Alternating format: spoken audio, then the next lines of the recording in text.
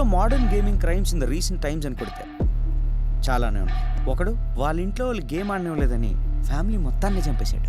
పంజాబ్లో ఒక 24-year-old bye game ఆడుతూ వాళ్ళ ఫ్రెండ్ని చంపేశాడు. వేరే స్టేట్లో గేమ్లో కాయిన్స్ ఇవ్వలేదని ఒక 8 ఏళ్ల పాపని 12 ఏళ్ల బాబు చంపేశాడు. ఆస్ట్రేలియాలో ఒకడు గేమ్లో టార్గెట్ అని 8 మంది ప్లేయర్ని చంపేశాడు.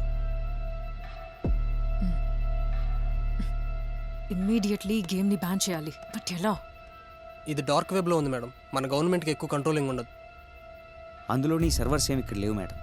ఈ గేమ్కి సంబంధించి ఒక్క యూజర్ నుంచి కూడా రిపోర్ట్ వెళ్ళినట్లేదు. ఒకవేళ ఈ గేమ్ని బ్యాన్ చేసినా మ్యాక్సిమం ప్లే స్టోర్ నుంచి తీసేయగలం అంతే. ఈవెన్ దెన్ 300కి పైగా ప్రైవేట్ బ్రౌజర్స్ నుంచి ఈ గేమ్కి యాక్సెస్ ఉంది. మనం ఈ గేమ్ తాలూకు మ్యాప్ని మాత్రమే మనం చేంజ్ చేయగలం. It is just like PUBG. ఇండియాలో బ్యాన్ చేసినప్పటికీ కూడా మిగతా కంట్రీస్లో ఆడుతున్నారు. It works in that way. ఇవన్నీ కాదు, ఆ లెవెల్ 4లో సెలెక్ట్ అయిన వాళ్ళు ఎంతమంది ఉన్నారో మనం ఎలా తెలుసుకోగలం? చాలా కష్టం. గేమ్ అంతా మిస్టీరియస్ లాంగ్వేజ్లో డిజైన్ చేసింది. దాన్ని క్రాక్ చేసి డీటెయిల్స్ తీసుకోవడం హైలీ ఇంపాసిబుల్.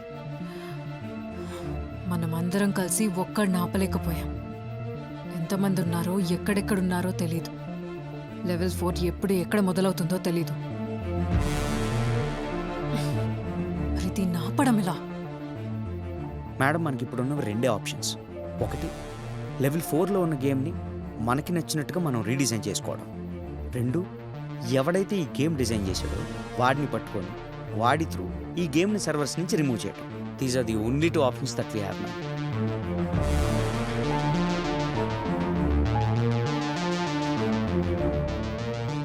మేడం, ఈ ఒక్క గేమ్ పేరుతో ఇంతమందిని చంపుతున్న రాక్షస బుద్ధి ఎవరికి ఉంటుంది మేడం? వాడు ఎక్కడుంటాడు మేడం? చెప్పండి వైష్ణవి. మీరు చెప్పిన సంభజీవుడి కథలో మారణకాండ ఎలా చేశాడో చెప్పారు, కానీ ఎందుకు చేశాడో చెప్పలేదు. ఎందుకు చేస్తారండి? తన తెగను నిర్లక్ష్యం చేశారనే వేదన, రాజు పాలన, రాజ్యం పట్ల అసంతృప్తి, ఇవన్నీ కలిపి తను వ్యక్తపరిచిన కోపమే ఆ మారణకాండ. ముందే ఆ సంభజీవుడి మీద ఎవరికి అనుమానం రాలేదా? లేదు. ఆ రాజు బలగంలో మమేకమయ్యాడు.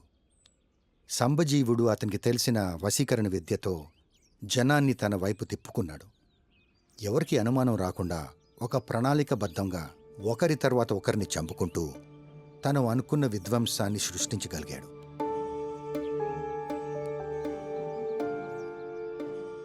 ఆ ఇన్సిడెంట్తో రాజ్యమంతా కుప్పకూలిపోయింది. సరే, మరి ఆ సంభజీవుడేమయ్యాడు? ఆ సంభజీవుడు చేసిన పాపానికి కాలం వేసిన శిక్ష గురించి, ఆ తర్వాత అతను పడ్డ బాధల గురించి ఒక గ్రంథమే ఉంది. అదంతా చెప్పమంటారా ఇప్పుడు? Thank you.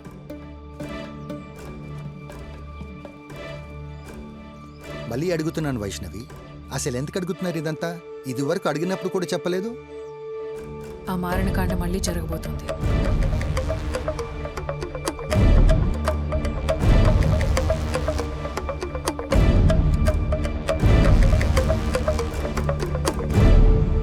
నీ మీదున్న అనుమానం ఇంకా పోవట్లేదు శివ.